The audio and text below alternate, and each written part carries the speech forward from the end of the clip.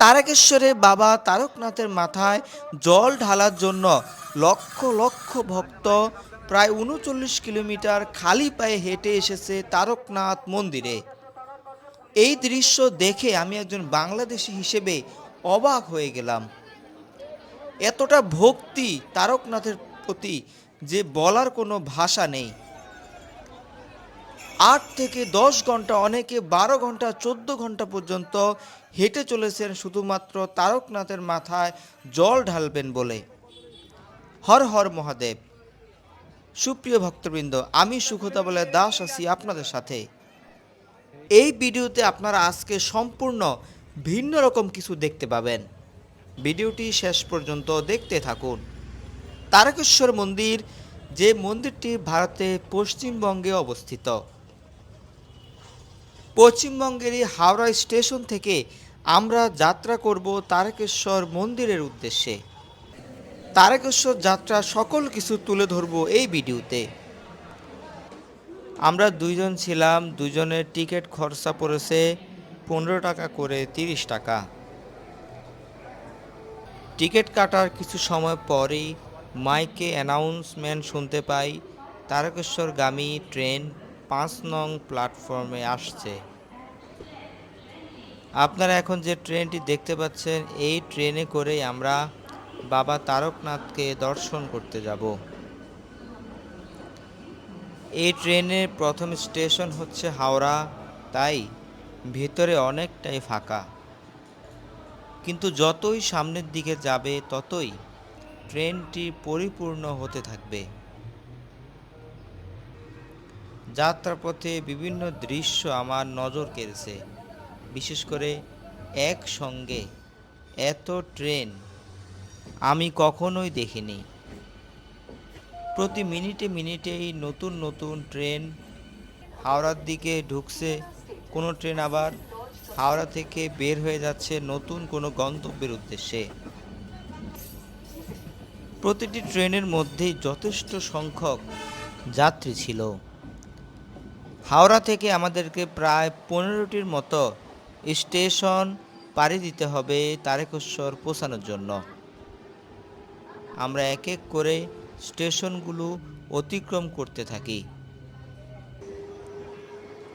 আমাদের ট্রেন ছিল সকাল ১০টা ২০ মিনিটে। এই মুহূর্তে আমরা হিন্দ মোটর স্টেশনে অবস্থান করছি। এরপর কন্যাগড়, রিষড়া, শেওড়াফুলি জংশন, এছাড়াও আরও কয়েকটি স্টেশন আমাদেরকে পার হতে হবে।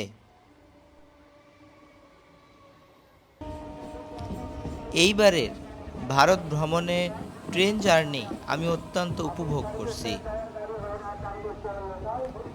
আমাদের ট্রেনটি এই মুহূর্তে শেওড়াফুলি জংশনে প্রবেশ করছে। ভক্তরা শেওড়াফুলি জংশন থেকেই মূলত তারকেশ্বরের পথে যাত্রা শুরু করেন। দেখতে পাচ্ছেন এখানে অনেক ভক্তবৃন্দের মহা সমাগম। সকলেই শেওড়াফুলি জংশন থেকে রাস্তা পার হয়ে নিমাই তীর্থ নামে একটি ঘাট রয়েছে, সেখানে যাবেন। সেই ঘাট থেকে গঙ্গা জল সংগ্রহ করবেন। সেই গঙ্গা জল নিজের কাঁধে বয়ে এগিয়ে যাবেন তারকেশ্বরের বাবা তারকনাথের মাথায় জল ঢালার জন্য। চলুন আমরা এখন এই উৎসবের কিছু মহিমা শ্রবণ করি, কেন এটি করা হয়। পশ্চিমবঙ্গের অন্যতম বৃহত্তম ধর্মীয় উৎসব হল তারকেশ্বর শ্রাবণী মেলা। প্রতি বছর শ্রাবণ মাসে লক্ষ লক্ষ শিব ভক্ত গঙ্গা জল কাঁধে নিয়ে দীর্ঘ পথ হেঁটে এসে বাবা তারকনাথের শিবলিঙ্গে জল নিবেদন করেন। কিন্তু কেন এই জল ঢালার প্রথা, এর পেছনে কি রয়েছে? কেন ভক্তরা এত কষ্ট করে খালি পায়ে প্রায় ৩৯ কিলোমিটার পথ চলেন?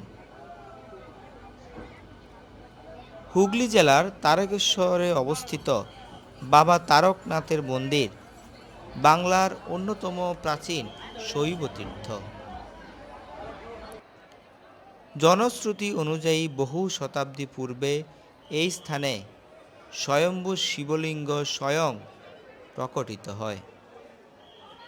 পরে এখানে সুদৃশ্য মন্দির নির্মিত হয় এবং ধীরে ধীরে এটি লক্ষ লক্ষ ভক্তের আরাধনার কেন্দ্র হয়ে ওঠে। এই মুহূর্তে আমরা তারকেশ্বর রেল স্টেশনে নেমে এগিয়ে চলেছি তারকনাথের মন্দিরের উদ্দেশ্যে। সাধারণত শ্রাবণ মাসটি মহাদেবের অত্যন্ত প্রিয়, কারণ সমুদ্র মন্থনের সময় ভগবান শিব যে হলাহল বিষ ধারণ করেন তার নিজ কণ্ঠে, এবং সেই বিষ কণ্ঠে ধারণের মাধ্যমে মানব জাতিকে এবং দেবতাদেরকে রক্ষা করেন, সেই বিষ তিনি এই শ্রাবণ মাসেই গ্রহণ করেছিলেন। তখনই দেবতারা দেবাদিদেব মহাদেবের মাথায় শীতল জল নিবেদন করেন। সেই থেকেই এই মাসে মহাদেবের মাথায় জল ঢালার প্রথা প্রচলিত হয়েছে বলে শাস্ত্রে বর্ণিত রয়েছে। তাই এই মাসে ভক্তরা গঙ্গা জল, দুধ, বেলপাতা, ধুতুরা ও আকন্দ ফুল দিয়ে দেবাদিদেব মহাদেবের বিশেষ পূজা অর্চনা করেন। শ্রাবণী মেলার সময় অসংখ্য ভক্ত শেওড়াফুলি বা বৈদ্যবাটি ঘাট থেকে গঙ্গা জল সংগ্রহ করেন। তারপর কাঁধে বাগ বা কাভার নিয়ে প্রায় ৩৯ কিলোমিটার পথ হেঁটে তারকেশ্বর মন্দিরে পৌঁছান। যাত্রাপথে তারা মহাদেবের বিভিন্ন ধ্বনি করেন, হর হর মহাদেব, জয় শিব শম্ভু। এই পদযাত্রা শুধু শারীরিক কষ্ট নয়, এটি ভক্তির এক মহান সাধনা। অনেকেই বিভিন্ন মানত পূরণের জন্য এই যাত্রা করেন। মূলত জল হলো পবিত্রতা, শান্তি এবং জীবনের প্রতীক। একজন ভক্ত যখন দেবাদিদেব মহাদেবের শিবলিঙ্গে জল নিবেদন করেন, তখন তিনি নিজের অহংকার, দুঃখ, পাপ এবং অশান্তিকে ভগবানের চরণে সমর্পণ করেন। এটাই আমরা বিশ্বাস করে থাকি। শাস্ত্রে বলা হয়েছে, যে ব্যক্তি ভক্তিভরে শ্রাবণ মাসে শিবের পূজা করেন তিনি বিশেষ পুণ্য লাভ করেন এবং মহাদেবের আশীর্বাদ প্রাপ্ত হন। শ্রাবণী মেলায় যে সকল ভক্তবৃন্দদের কাছকে দেখতে পেলাম, সকলেই নতুন বস্ত্র পরিধান করেছে। এরপর তারা অত্যন্ত সুশৃঙ্খলভাবে এগিয়ে চলেছে তারকেশ্বরের বাবা তারকনাথের শিবলিঙ্গে জল ঢালার জন্য। এই মুহূর্তে আমরা তারকনাথ মন্দিরের খুব কাছাকাছি অবস্থান করছি। ভক্তদের এই রকম ভালোবাসা দেখে আমার একটি বিষয় মনে পড়ে গেল, তা হচ্ছে বাংলাদেশে চন্দ্রনাথ ধাম রয়েছে, যেখানে রয়েছে দেবাদিদেব মহাদেবের মন্দির। প্রতি বছর শিব চতুর্দশীতে ভক্তরা সমুদ্রপৃষ্ঠ থেকে ১১৫৫ ফুট উঁচুতে আরোহণ করেন দেবাদিদেব মহাদেবের শিবলিঙ্গে জল ঢালার জন্য। প্রায় ১০ লক্ষেরও অধিক ভক্তবৃন্দের সমাগম হয় চন্দ্রনাথের এই শিব চতুর্দশী তিথিতে। অনেক অনেক ভক্ত প্রায় ১০ ঘন্টা থেকে ১৫ ঘন্টা পর্যন্ত পায়ে হেঁটে চন্দ্রনাথের চূড়ায় অবস্থান করেন শুধুমাত্র মহাদেবের শিবলিঙ্গে জল দ্বারা অভিষেক করানোর জন্য। বাংলাদেশের ভক্তরা অত্যন্ত কষ্ট স্বীকার করে শিবরাত্রিতে মহাদেবের বিশেষ পূজা অর্চনা করেন। আজ তারকেশ্বরে আসার পর এ দৃশ্য দেখে চন্দ্রনাথের কথা মনে পড়ে গেল। আমার জানা নেই এইরকম কোনো তীর্থ কিংবা উৎসব আছে কিনা যেখানে প্রায় ৩৯ কিলোমিটার খালি পায়ে হেঁটে মন্দিরে আসতে হয় ভগবানের পূজা অর্চনা করার জন্য। শ্রাবণ মাসে প্রায় প্রতিদিনই নাকি এই তারকেশ্বর মন্দিরে ভক্তবৃন্দগণের মহাসমাগম ঘটে।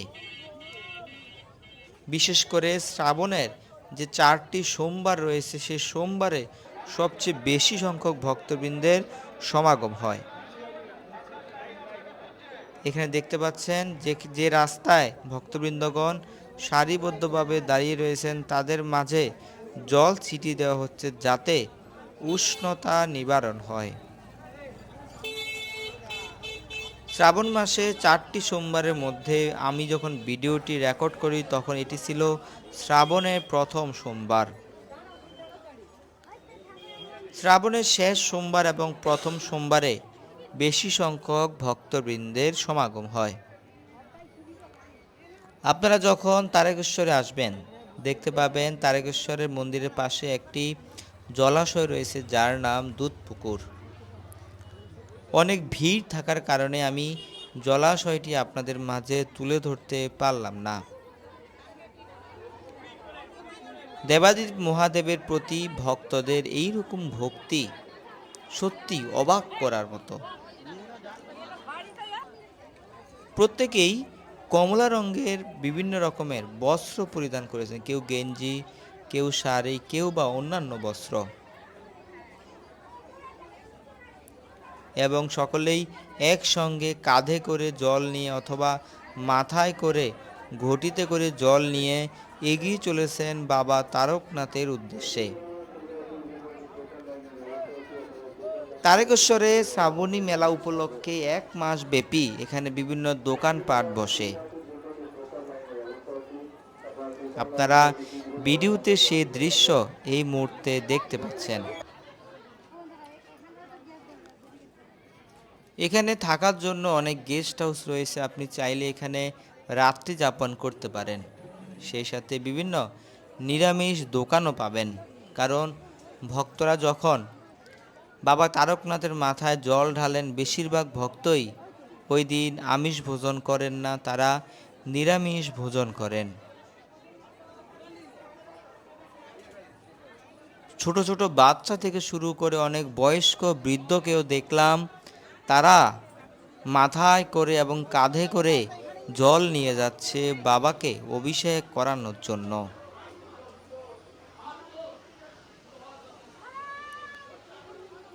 সচরাচর এই ধরনের উৎসব আমি কখনোই এর আগে দর্শন করিনি। প্রথমবার এই রকম অনুষ্ঠানের সাথে আমি পরিচিত হই। রাস্তার দুপাশে আপনারা বিভিন্ন দোকানপাট দেখতে পাচ্ছেন। আমি এখন এগিয়ে চলেছি একদম সামনের দিকে।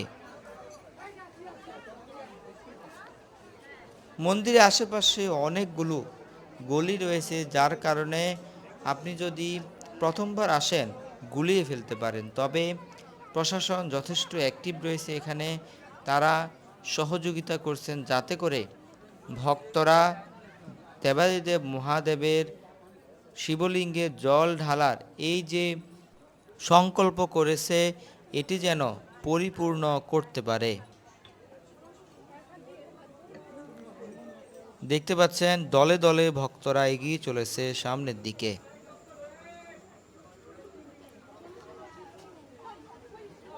দেবাদিদেব মহাদেবের আরেক নাম হচ্ছে আশুতোষ। তিনি খুব সহজেই সন্তুষ্ট হন। একটি বিল্বপত্রেও দেবাদিদেব মহাদেব তার ভক্তের প্রতি অত্যন্ত সন্তুষ্ট হন যদি সেই ভক্ত সেই বিল্বপত্র ভক্তি এবং নিষ্ঠা সহকারে দেবাদিদেব মহাদেবকে অর্পণ করেন। দুটি লাইন দেখতে পেলাম, একদিক দিয়ে মাতাজিরা আরেক দিক দিয়ে প্রভুরা এগিয়ে যাবেন মন্দিরের দিকে। কিন্তু কিছু দূর এগিয়ে যাওয়ার পর দেখলাম দুইটি লাইনই এক লাইনের সাথে মিশে গেছে, অর্থাৎ দুটি লাইনই এক লাইন হয়ে গেছে। প্রভুজি এবং মাতাজিরা একসঙ্গেই বাবা তারকনাথের মন্দিরের সামনে অবস্থান করছেন। সুপ্রিয় ভক্তবৃন্দ, আপনারা দেখতে পাচ্ছেন এখন এই স্থানে অনেক অনেক ভক্তবৃন্দের মহা সমাগম। তারা সকলেই জল হাতে নিয়ে জল মাথায় রেখে অপেক্ষা করছেন কখন ভিতরে যাবেন এবং ভিতরে গিয়ে মহাদেবের মাথায় জল ঢালবেন। একটু একটু করে এগিয়ে চলেছে তারা সামনের দিকে। কয়েকজন ভক্তের কাছে শুনতে পেলাম যে তারা বৈদ্যনাথ মন্দির থেকে, অর্থাৎ যেখান থেকে জল সংগ্রহ করেন বা শেওড়াফুলি থেকে, সেই স্থান থেকে জল সংগ্রহ করে এই তারকেশ্বর মন্দির পর্যন্ত পৌঁছাতে সময় লেগেছে তার 8 থেকে 9 ঘন্টা। সহজে অনুমান করা যাচ্ছে যে প্রায় 35 কিলোমিটার অধিক, কেউ বলে 35, কেউ বলে 39। এত সংখ্যক কিলোমিটার খালি পায়ে হেঁটে অনেক কষ্ট স্বীকার করে মহাদেবের প্রীতিবিধানের জন্য উপস্থিত হয়েছেন তারকেশ্বরের এই মন্দিরে। সুপ্রিয় ভক্তবৃন্দ, ভিডিওটি কেমন লেগেছে জানাবেন এবং কে কোন জায়গা থেকে ভিডিওটি দেখছেন সেটিও জানাবেন। এই উৎসবটি আমার খুবই ভালো লেগেছে। বাংলাদেশ থেকে আমি আসি এই উৎসব সরাসরি দেখার জন্য। সকলে ভালো থাকুন, সুস্থ থাকুন। দেবাদিদেব মহাদেব সকলকে কৃপা বিতরণ করুন, এটাই মহাদেবের কাছে প্রার্থনা করি। সকলে আমার জন্য প্রার্থনা করবেন। হর হর মহাদেব।